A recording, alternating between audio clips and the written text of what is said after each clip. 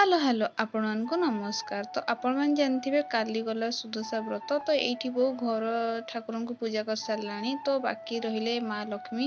ତ ନନା ଆସିନେ ସେ ପୂଜା କରିବେ। ତ ଏଇଠି ବୋଉ ମା ଲକ୍ଷ୍ମୀଙ୍କୁ ଗାଧେଇ ଦେଇକି ସାଇଡ଼ରେ ଫୁଲ ମାଳ ଗୁନ୍ଥୁଛି ଆଉ ଭୋଗରାଗ ଦେଖନ୍ତୁ ସବୁ ରେଡ଼ି ହେଇସାରିଲାଣି। ତାପରେ ଏଠି ମୋ ଭଉଣୀ ଝୋଟି ପକଉଛି। ରାତିରେ ମୁଁ ଠାକୁରଙ୍କ ପାଖରେ ପକେଇ ଦେଇଥିଲି, ସେ ଖାଲି ବାହାରେ ପକଉଛି।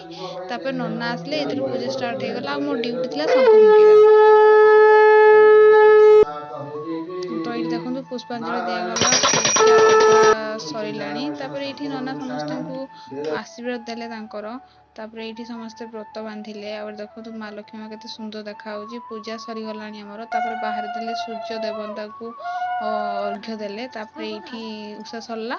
ତାପରେ ମୁଁ ମାମା ବୋଉ ଖୁଡି ହେରିକାକୁ ଥଣ୍ଡା ଦେଲି। ତାପରେ ଏଇଠି ବୋଉ ହେରିକା ସବୁ ବସିକି ଭୋଗ କାଟିକି ଭୋଗ ଏବେ ଖାଇବେ। ତ ଆପଣଙ୍କ ଭିଡ଼ିଓଟା କେମିତି ଲାଗିଲା କମେଣ୍ଟ କରିକି କହିବେ। ପୁଣି ଦେଖା ହବ ନେକ୍ସଟ ବ୍ଲଗରେ। ରହୁଛି, ବାଏ।